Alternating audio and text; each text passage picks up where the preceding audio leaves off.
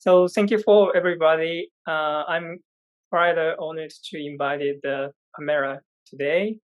She's an expert in privacy and security field to work for some decades. That is a very exclusive talk with her about this trend and futures. So again, Pamela, thank you for coming to the privacy talk. Thank you so much, Gohan-san, for inviting me. I'm honored to be here. Thank you. First of all, I'd like to introduce her profile. Pamela has extraordinary depth and breadth of cybersecurity risk management strategy experience in technical and management space across various verticals such as financial, manufacturing, hospitality, entertainment, and security technology. She's an expert at integrating security in complex business processes, distributed enterprise systems, risks from emerging technologies such as AI and IoT, and information risk management techniques. Pamela Gupta is a cybersecurity and privacy strategist, trusted business advisor, helping leading companies protect their critical business information by helping to align their most important business processes with supporting technologies and foundational risk management. What makes her unique is her strong track record at risk anticipator to save organizations from costly mistakes and exposures due to her holistic approach to business security risks, technology, and governance. So again, Pamela, thank you for coming to this opportunity. Thank you. Thank you. So let's move on to the first agenda. I found that there is a very exclusive work in the privacy, the cybersecurity field, a new career. So I'm curious, why did you start to work in a cybersecurity and the privacy field? So could you tell us about it? Yes, I would love to. So my background in 25 years plus has been in creating cybersecurity and risk management based on what essentially does the business want to achieve, right? What, depending on the business goals and the process and outcomes that they are looking for, I felt that the way to help them achieve it is to make sure that as they transition to more and more to the digital world, uh, whether it's a digital transformation at a complete level or partial, there isn't any company or organization today that does not have a digital footprint. And that's where the money is, right? For perpetrators, for malefactors, for mal agents. So really, in for any company to succeed today, cybersecurity is a very much a part of their whole strategy. Whether it's it could be geopolitical tension, it could be something local, but the internet means you're connected to the whole world. So that's why I chose to go into cybersecurity. That sounds very great. Then you are okay, and sorry, I'll tell you about privacy next when you are ready. Thank you. So you founded your own company, OutSecure. I think in this company you are trying to provide the services to the client, the cybersecurity, the privacy field.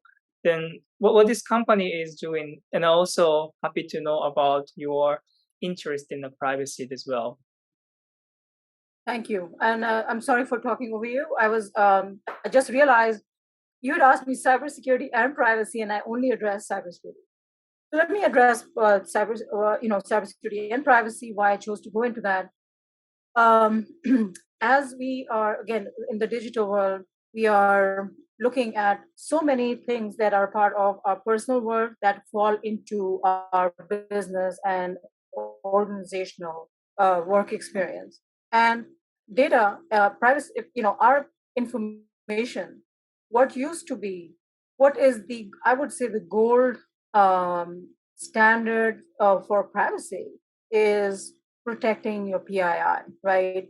personally identifiable information. From that, name, address, even IP address in Europe, for example. Where are you coming from? Where are you located, etc. That can be PII. It can be very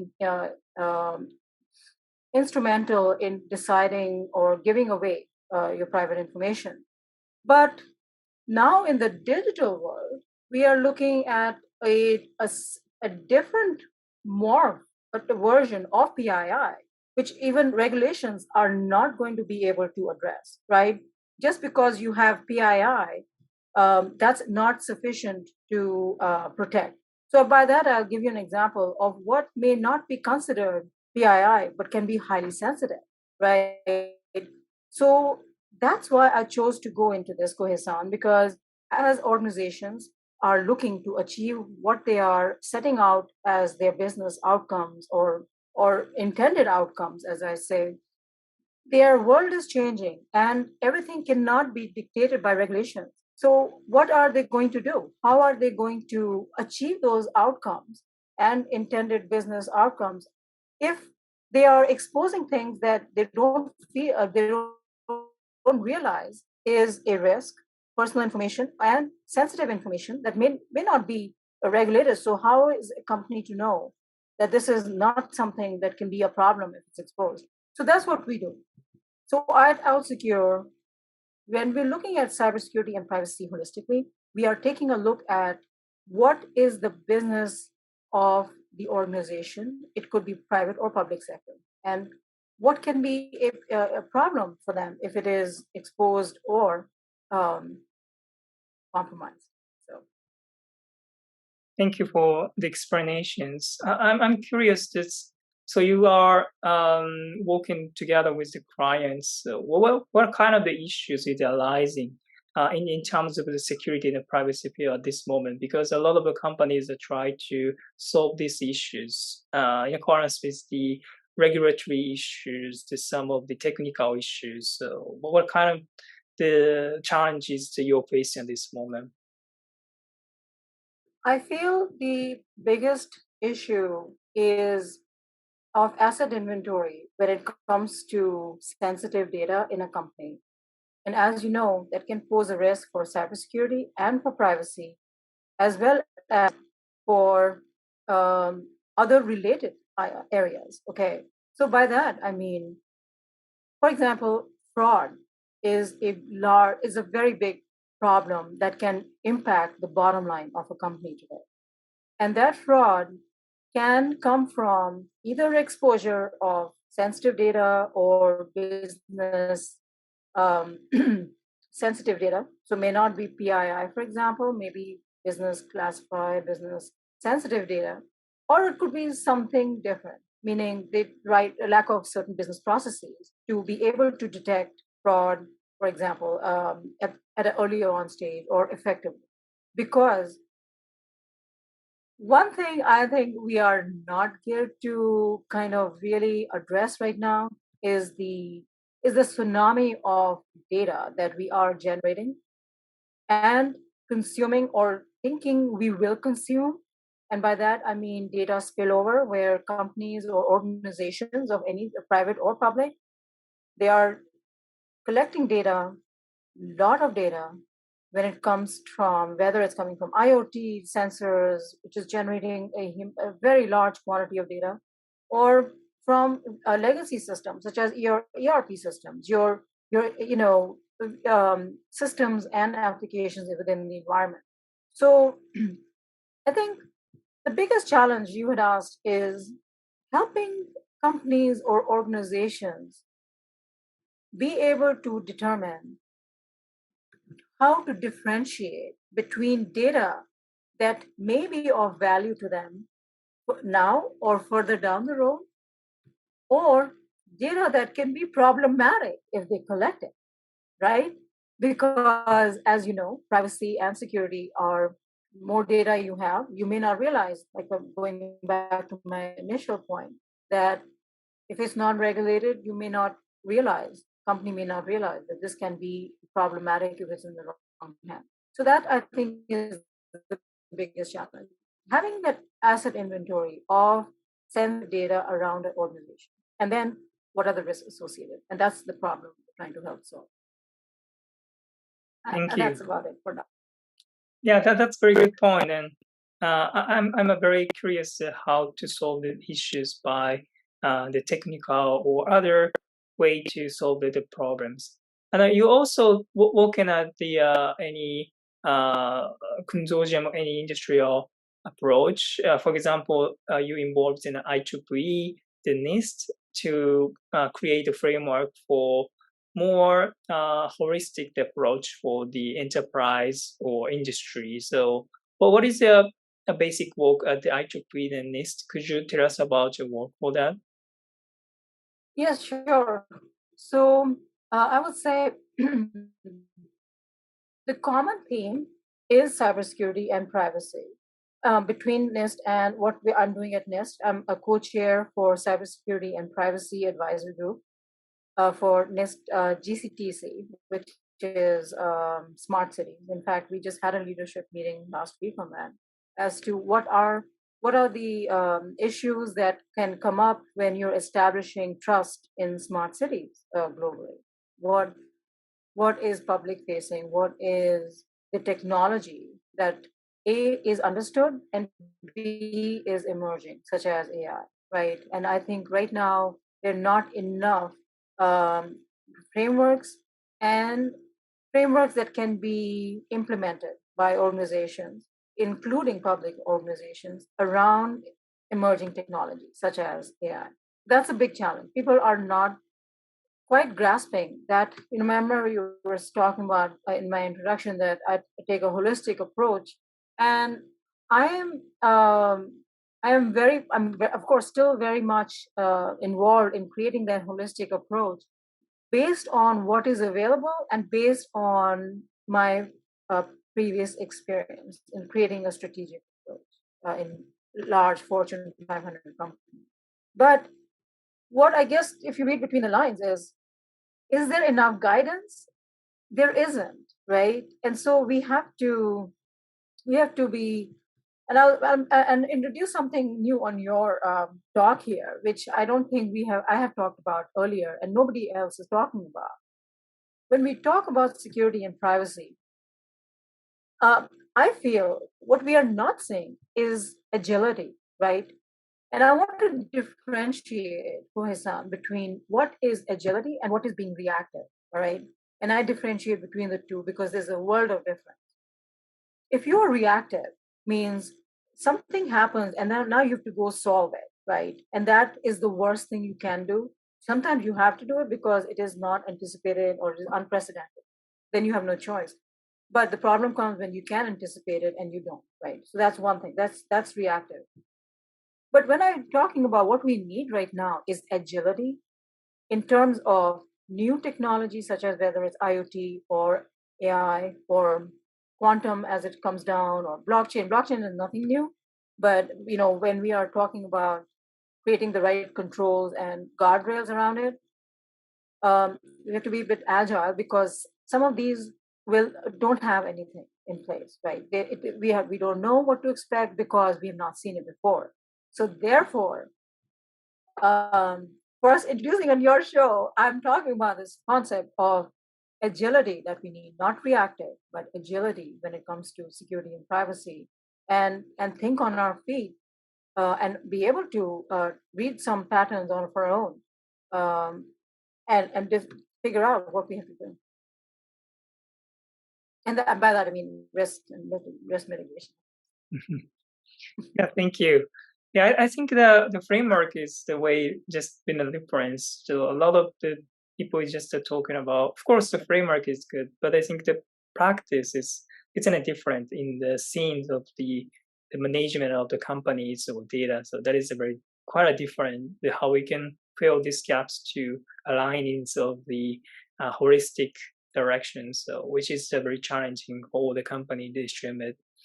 So want to move with you to the next questions. It's about your experience. So you have been working on this space for a long time, and it's very great and precious for the industry. So could you tell us what has been changed when you started the working in this industry, and right now, it's been a lot of the data is been surging at this moment. Maybe that's been a different of the problems and issues in the beginning and right now. So could you tell us about any changes from the starting your own business, this industry?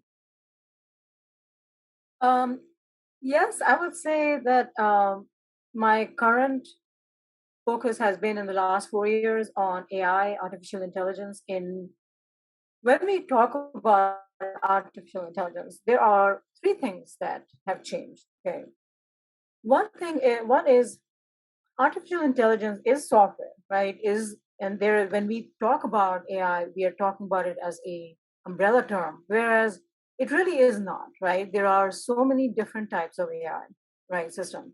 So whether it's machine learning or natural language processing or computer vision, robotics, there are some that have been around for a long time. There are some that have really taken off because we are producing so much data and they can flourish. What has changed is that I don't think we have quite grasped the full significance of what are the risks that we need to address when we are building these systems. Either we have these two extremes of thought. One is the Skynet, the it's going to terminate or it's going to come, and AI is going to be those are unfounded because that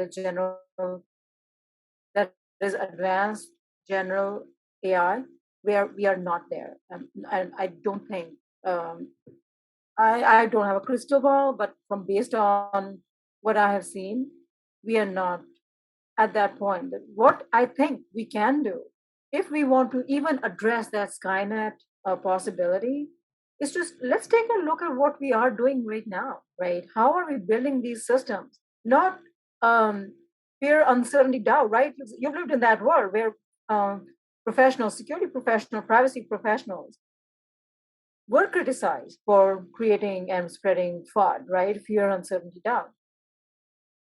Here we have a kind of a landscape where there is uncertainty. There should be no fear, but there is uncertainty, and we have the ability as professionals to identify what are the missing pieces that we can take care of right now in building these systems so we can remove uncertainty, right? So we know where we are going. It is a tall order, but we can do it where if we focus and have the right awareness and engage a much more synchronized conversation for problem solving, I think we can achieve this. This is not rocket science. I don't think so, because I firmly believe we can solve this, but not if we are going to have a little bit of disconnect between the reality and what we need to do right now. And I think that's where I'm finding the biggest issue of disconnect between what we can do.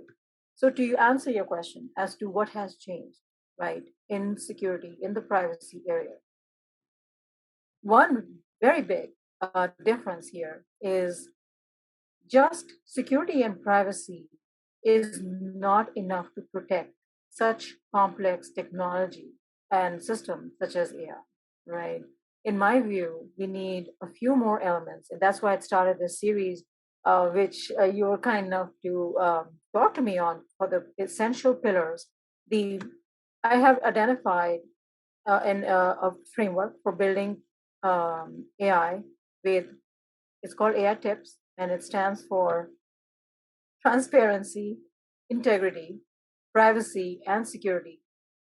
And I think those are extremely important in taking that holistic approach to building these systems, because just the P and S is not enough. Just the transparency and explainability is not enough. We do have to have integrity as well to kind of achieve this, so we can have the right and the intended outcomes, which means that free from, it has diversity of data, or it has ethical considerations, whatever it may be. Of course, it's not a one size fits all, It never has been, as you know, right? For cybersecurity and privacy, it's never one size fits all. So when you transpose that on a complex system such as AI, it's definitely not going to be the case, right? And so whether it's the PNS or the TNI, I don't know, it could be a combination of that and then more. But at the very least, we need that. And that's one thing that has changed, in my view. Thank you. Yeah, it's a time to consider not just a one fits all approach, it's the kind of the very complexities. So the technical development as well as the social requirements. So many things has been an inclusion at this moment, how we can solve the problems, the diverse things of the overview, how we can approach in a different angle. So that's a very important topics. So I want to move to the next topic. It's more focus on this specific one.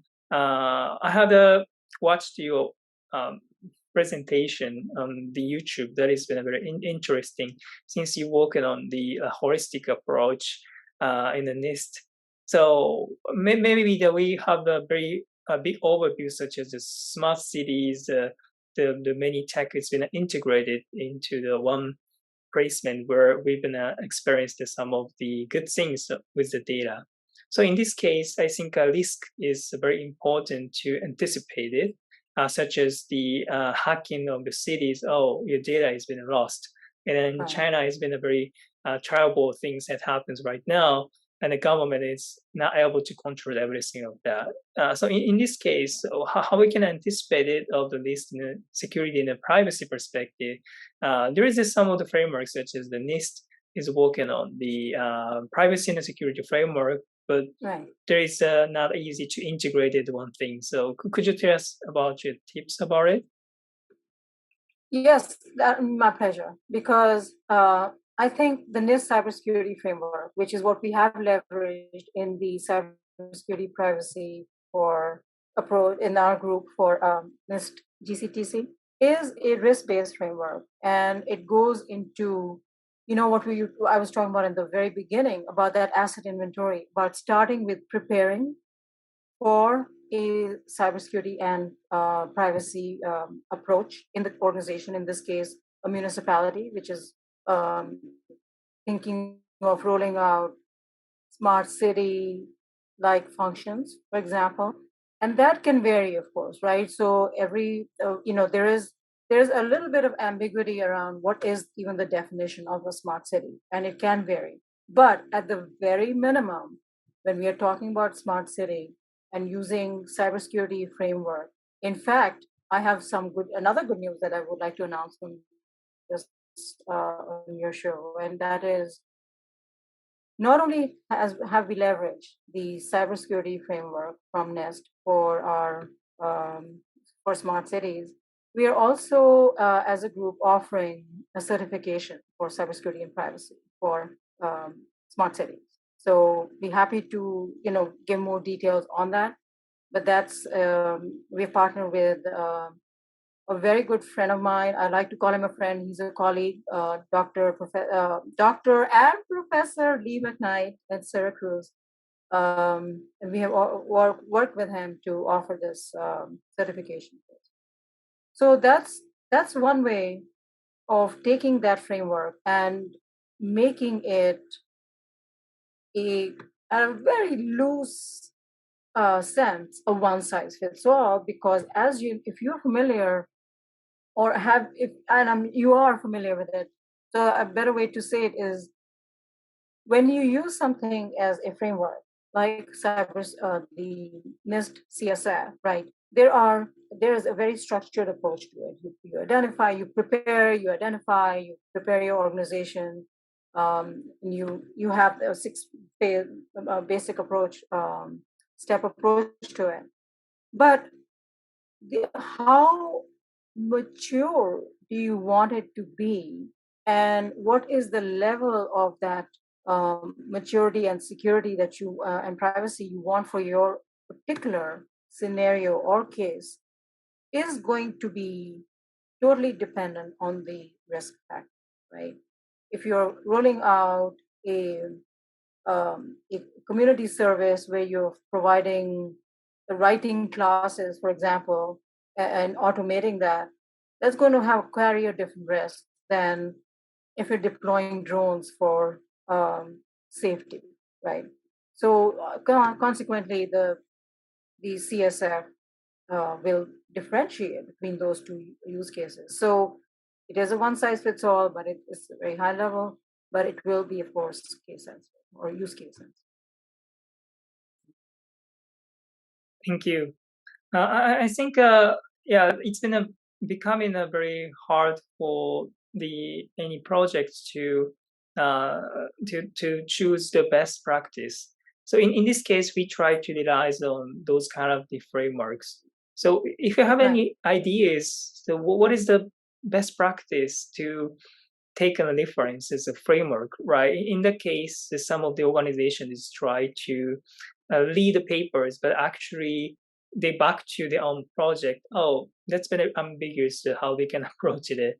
So, you have any recommendation to use this kind of the reference to create a good conversion into their own project implementation? So, yeah, if you have anything, then happy to share with the listeners. Yes, absolutely. So for me, as a practitioner in the area, it always starts with that risk assessment. Now, if it is depending on the technology, if it's data protection, if it's automation, depends on what it is that the company or the organization is doing. But it always starts with what is the use case, who is the intended audience, and what are the risks, right? From based on that, what are the risk mitigation measures to put in, as well as the level of risk that you want to manage, as well as how close you want to be in order to make sure it's not just a snapshot in time, because it will evolve, it will be dynamic. So how do you do that is going to be very specific to an organization, but that's where the frameworks do help in creating a approach. But then what one does and what is the particular risk does vary, and that is where your the how well the risk assessment is done and who all are involved in it. So it's not just the people who are doing the risk assessment who will drive the success of the risk assessment. It is the organization really committed to it and has the right stakeholders involved in that, as well as does it have the right kind of gravitas in the company or the organization where the management is on board and saying, well, yes, make sure that this is not impacting our reputation, for example, or a brand, right? It has to be it has to be taken seriously, of course. And then the other aspect is um, because a lot of these risk assessments will decide your strategy for the company or the organization, and most they're not audits, so it has to be it's very honor based system. So the more the better the information, the better the posture. And one thing I will throw out there that it can be a big problem, of course, is who is performing that risk assessment. Because if it is a consultant and the organization doesn't want to feel like they're being criticized, and I shouldn't be saying that because I am a consultant, but I will say it because that ego and that people factor and the politics can really put a can sway the outcomes, because an outsider coming in may not get the same response as, let's say, it's somebody, because people will be defensive as to, well, this is not what you were doing right. It really does depend on the skill and taking a fact-based approach, where, because remember, it's so the more better information you get, better the outcomes, but also having those people skills and making sure that nobody feels that this is a criticism of what they're doing, but really helping them to be successful, as a company. Yeah, thank you. It's much very helpful the listeners to understand the best practice with the framework. Next question is about, it's a little bit back to the AI topics. Since you have been presented on YouTube, there's been AI should be the trusted. There are a lot of the most stakeholders is involves the AI system, the accordance with the requirements of the technical development for the futures.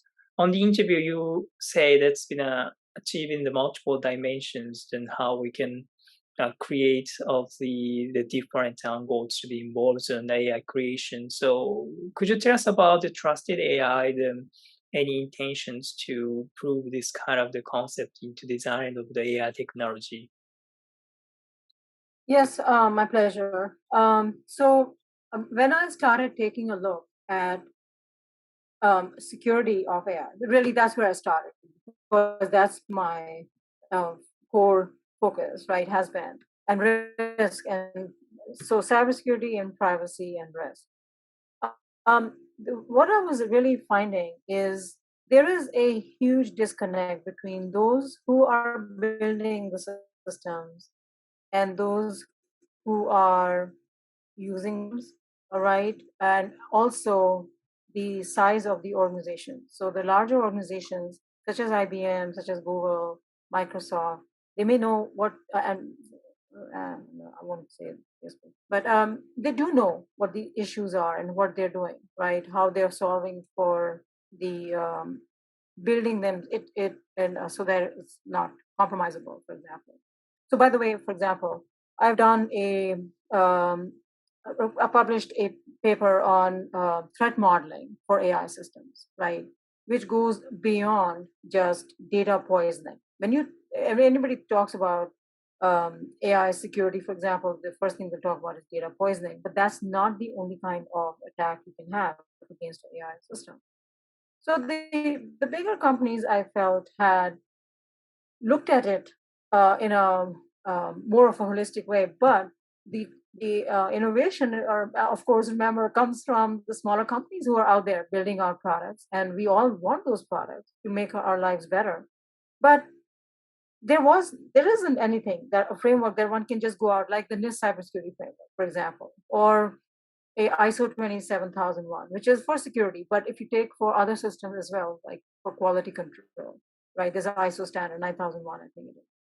Um, there are other standards that exist. So for the smaller companies who want to do the right thing and don't have a unlimited, um, revenue or bank or a security budget or budget for risk, right?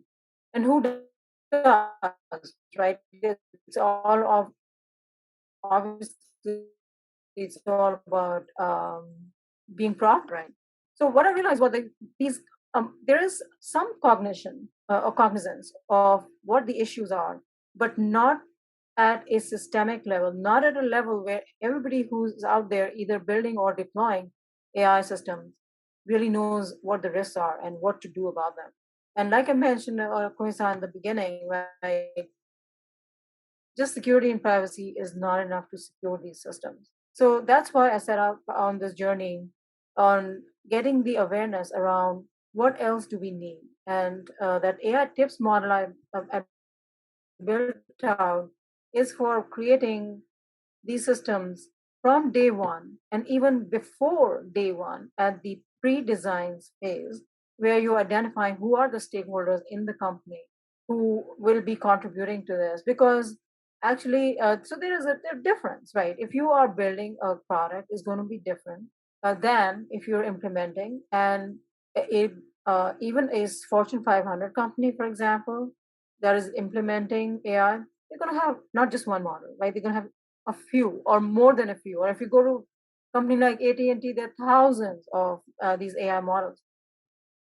So how does one take a framework or a approach and make it consistent across people, across organizations that are building these systems and building and organizations that are deploying these systems? So as you're even creating a machine learning model, you have the right safeguards built in, right? And that's why I think That's where I'm talking about the trust factor. That if you want to, basically, my definition of this is, if you want intended outcomes, then you have to build trustworthy AI. And how do you do that? Is that one way of doing it is through AI tips. There are other models. IBM has a fantastic one, 360, and that they made open source. Google, of course, has a good one, right? All the big giant tech giants do. But I feel that they are not as holistic as the one I developed, which is really looking at it from a governance as well as from a technical perspective. Okay. But that's my view of trust in AI, because it's not enough to just secure the data and the model, right? You need more. You need to your data might be very secure and may have all the privacy elements obfuscated, for example.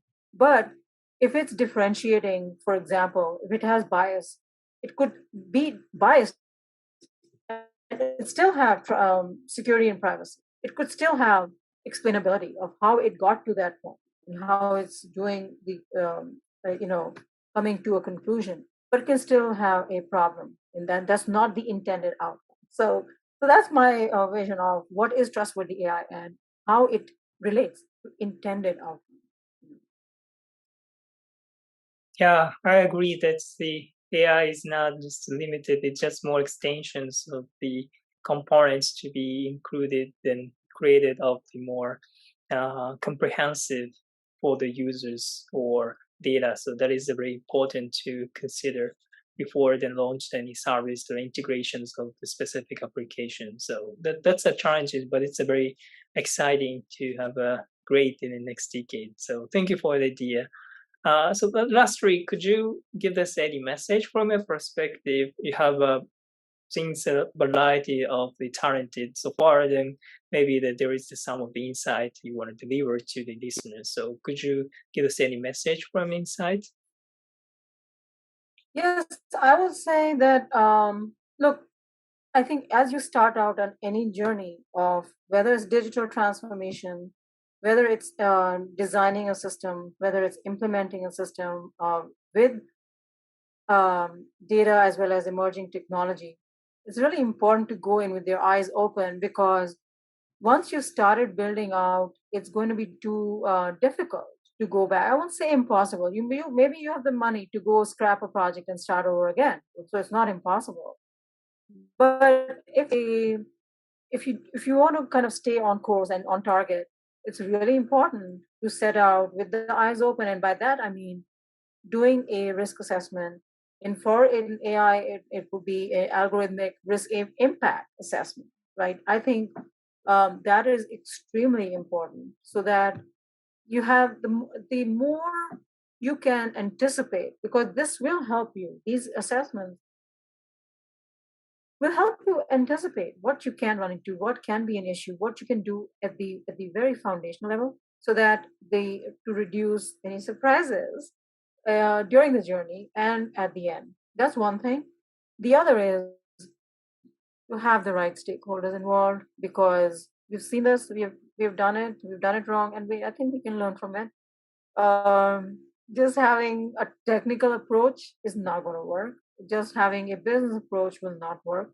So, what does that mean? Data scientists for me are the developers of what we were working with earlier, right? So, they have a particular view of what the outcomes are going to be. For example, I'm just talking about AI in this instance. Um, Business will have their own view. Privacy and security professional will have their own view. There is somebody who needs to take a look at the whole enchilada and say, well, um, our process, this is our risk acceptance and risk tolerance, and that has not changed. Our risk appetite is, at a level that we can take this much of a hit on. So what? We'll pay the fine, for example, like we've seen in PCI, right? This much is, depending on your level of risk. But if it's a high risk, um, the you want to have an idea of what to do right at the beginning, and involve the right stakeholders. And stakeholders, I'm saying that as a umbrella term, but of course that's going to differ for each project. If you have 100 models. Each one will have a different driver and a different business involved.